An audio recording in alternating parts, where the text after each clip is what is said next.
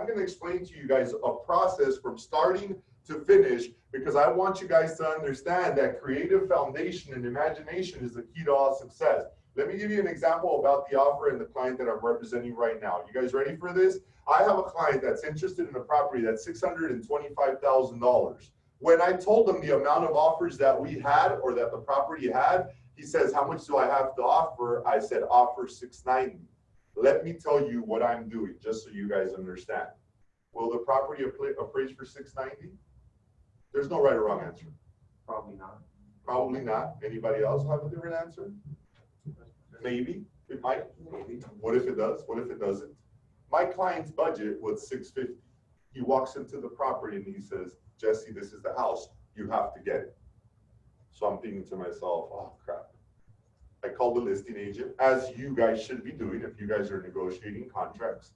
You call the listing agent and you develop a relationship. You do not prepare an offer. You do not send the offer without making that interaction with the listing agent. Always. Some of these listing agents are very, very difficult to get a hold of. Let me tell you why. Because they don't have a process and they're overwhelmed with that one listing. David, have you seen the amount of calls you get? It almost stops you from working.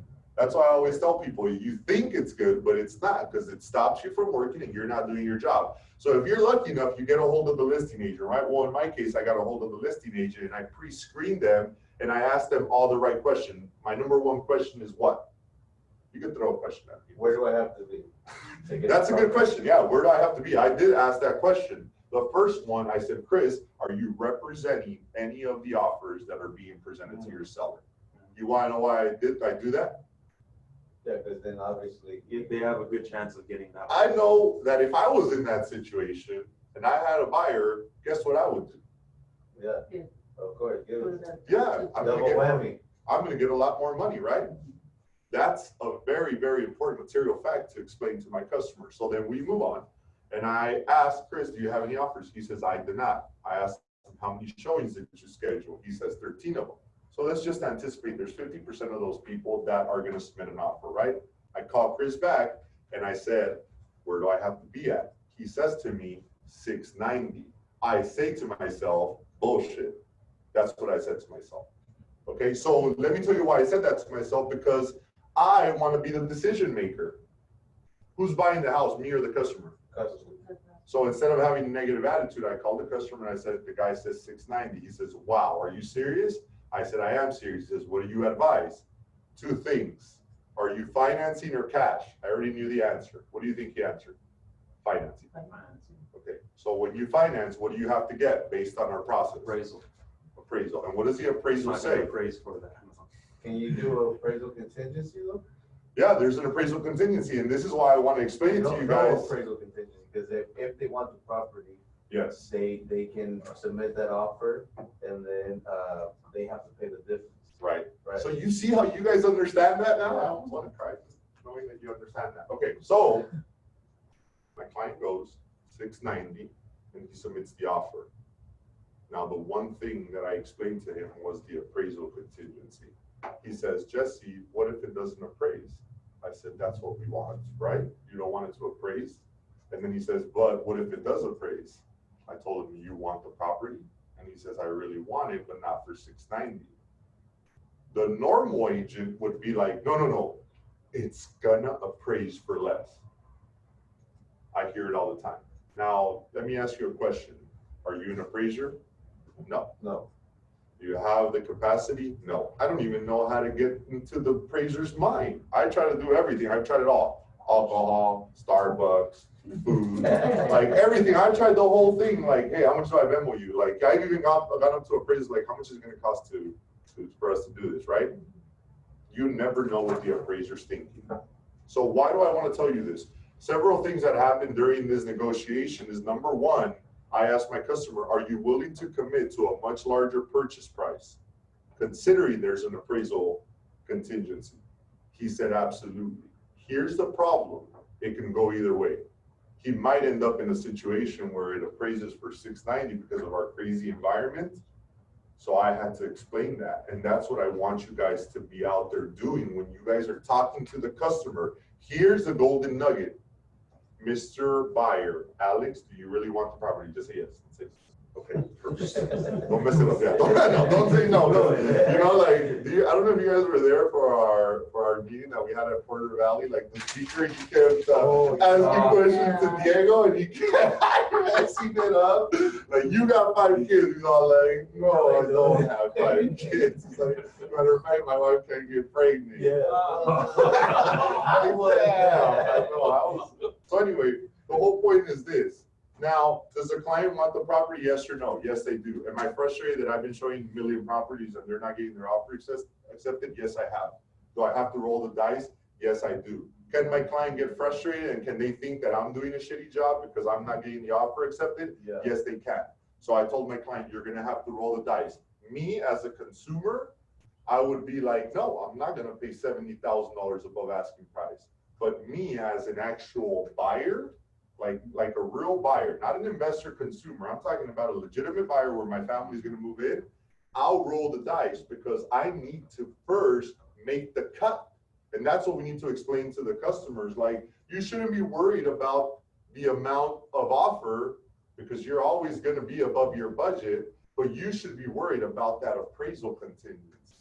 Yes, because it gets more interesting. What if they counter and try to take off the contingency? At that point, I'm out. Yeah. That was my next point. Like, that's what I was telling the customer yesterday. Oh, look, there he is. Look what he did. Look how well. Look at the customer. He says, hopefully we can use this comparable. And I'm like, I'm not the appraiser, buddy. Please not watching this. I know they log on to the YouTube sometimes. And the whole point is that, look how on top of it he is. But this tells me that he's already banking on a lower appraised value. What happens if it doesn't appraise? Then yeah, he might get another deal. But like David said, what happens if they remove the appraisal contingency up front?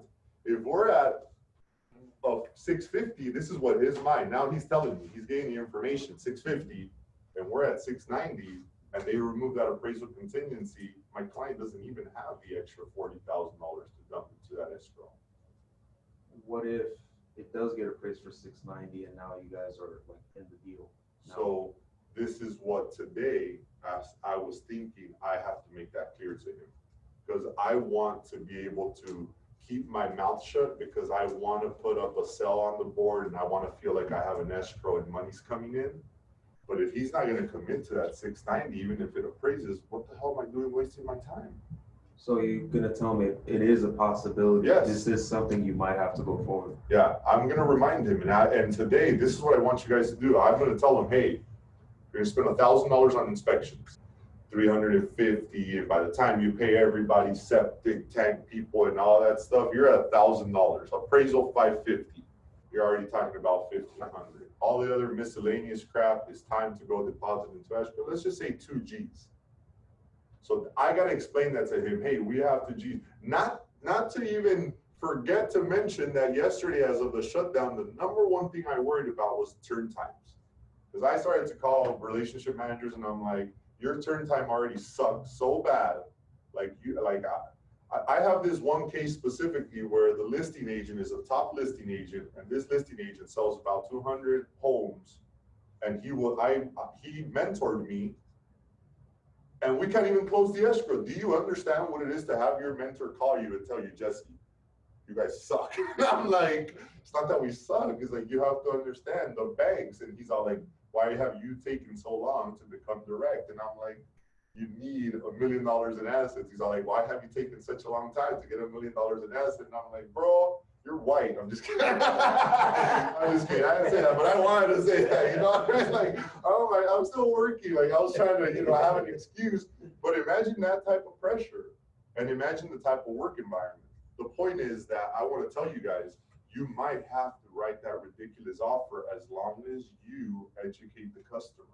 You need to educate the customer, because I don't want to walk them into a situation where it's going to be a hell. I want to walk them into a situation where they're like, Jesse, Abraham, David, Teresa, Alex, they're doing their job, and they got me what I wanted. Guys, the customer is going to buy whether you sell them a house or not. I just gave you an example. This guy called, he's emailed me at 12 and he's like, hey, nobody's paying attention to me on Facebook. And I'm like, what are you talking about? He's like, yeah, I've clicked on it like 10 times. And I'm like, really? So I hit him up and now I have to figure out on my back end, where was that lead? And I tried to look at him on the system and it's like, it wasn't on there.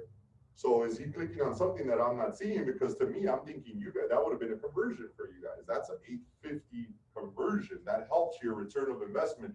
The whole point is that this customer is going to buy whether that other agent sells him a house or not. He explained to me about his credit trouble. He says, well, my credit's not that bad. I said, what's your credit? He said 660. I'm like, how come your agent couldn't get you? So this is what I want to tell you guys. There is different market conditions right now, but you guys need to be more aggressive.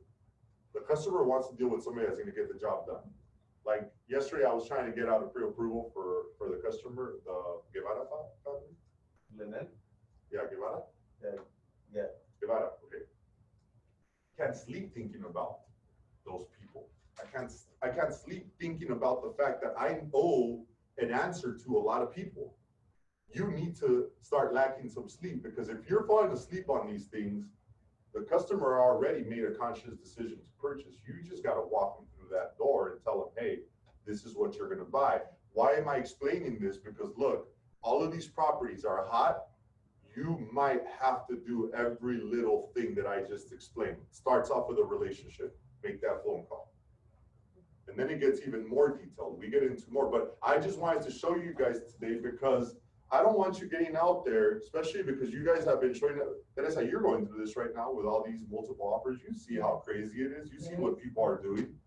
You guys are in a situation where you guys are going to start setting up so many appointments and they're starting to develop. It's very slow, but it's good. It's consistent, which is more important than these agents. And I even asked the guy, I'm like, give me the guy's name. And I went and I pulled up. Yeah, he closed last month. He closed one deal and that deal was $799. His average has been Palmdale at $250. I researched the guy already, so I'm like, I know what he's doing. He probably made 15 grand or whatever he made, and he's checked out for about 2 months. Does that make any sense? Hey, because 15,000 makes a very big impact on a person that has negative account in their money. You know what I mean? Like, to me, you give me 15,000, I'm gonna act all brand new. I'm not even gonna come in and see you guys. Like, I'm gonna go to Mastro's and spend half of it.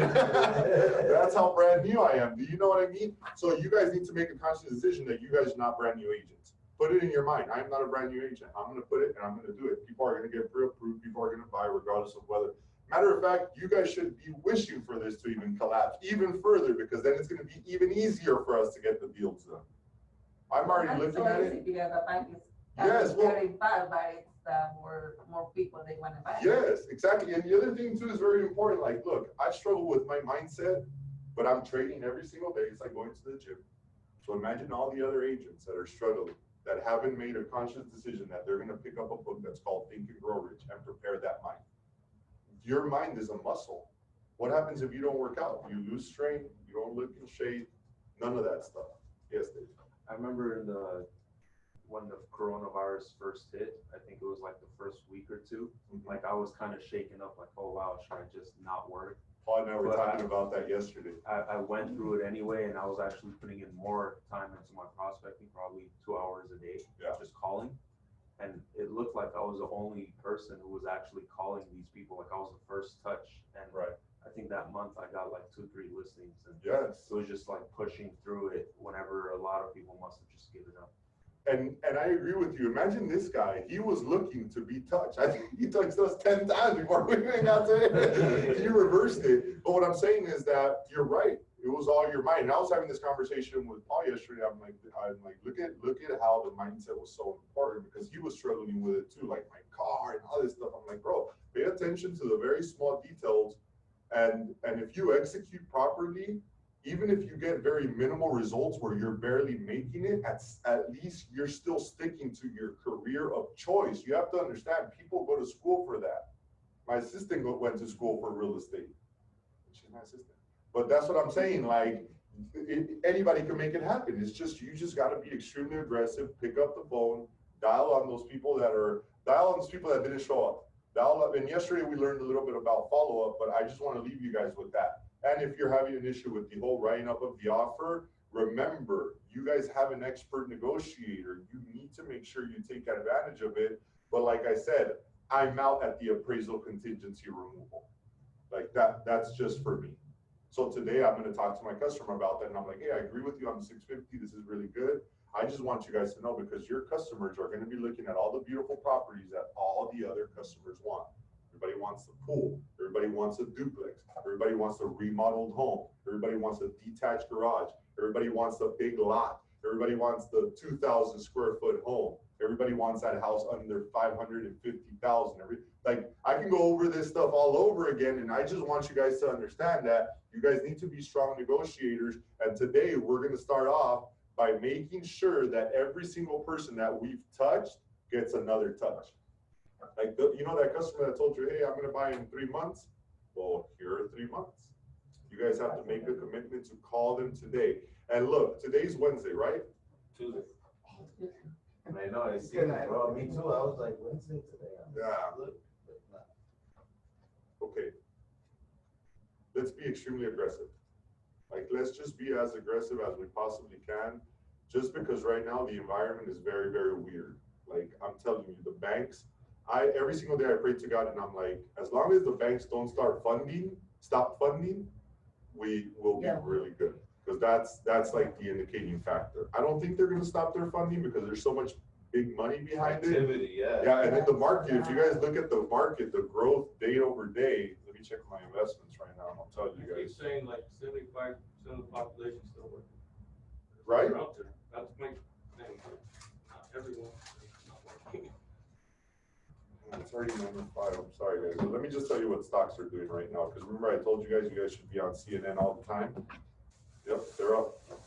The market is healthy. The rates are low. Every single day, check that out. So today, just to switch it up a little bit, I need you guys to remember this. Okay, we're not going to yell out the other affirmations, but I want you guys to repeat. I don't work for money. Say that with me. I don't work for money. Money works for me. Money works for me. Money works for you guys. You guys just have to believe it. Even if it takes a little bit of time, but this is going to be the month where you guys are going to experience breakthrough, because guess what? 80% of the people that you guys were competing against, they're done. They're completely done. I mean, I'm telling you, yesterday I almost checked out mentally, like, oh man, here we go again, another shutdown. I texted like 100 people, like, oh damn, did you hear about the shutdown, blah, blah. And then I thought to myself, Jesse, wake up and snap out of this. Stop being so negative. What's wrong with you? You already went through this. Does that make sense? So anyway, let's get this party started, guys. I'm excited to. Have to go. Me too. Have to go show into Los Angeles. Oh.